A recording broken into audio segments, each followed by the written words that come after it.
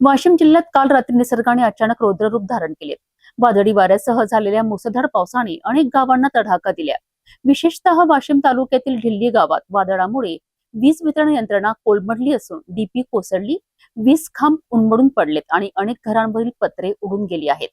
या संपूर्ण घटनेमुळे नागरिकांची मोठी तारांबळ उडाली आहे। मागील 2 दिवसांपासून वाशिम जिल्ह्यात ढगाळ वातावरण निर्माण झाले होते।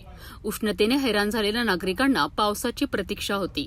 मात्र रात्री अचानक हवामानात मोठा बदल झाला आणि वादळी वाऱ्यासह मुसळधार पावसाने जिल्ह्यातील अनेक भागांना झोडपून काढले।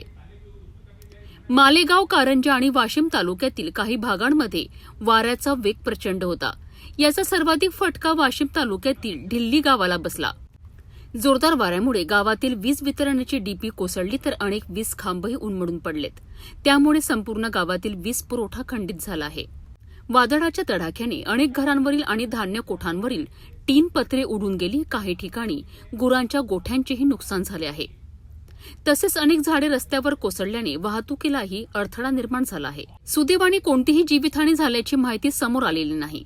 एकीकडे मुसळधार पावसामुळे उकाड्यापासून नागरिकांना दिलासा मिळाला असला तरी दुसरीकडे झालेल्या नुकसानीमुळे ग्रामस्थ चिंतेत आहे।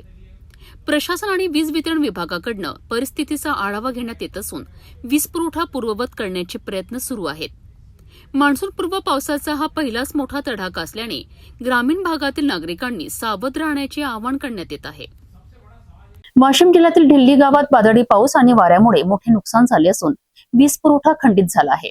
प्रशासनाकडून नुकसानाचा आढावा घेतला जात असून नागरिकांना मदत पुरवण्याचे काम सुरू आहे।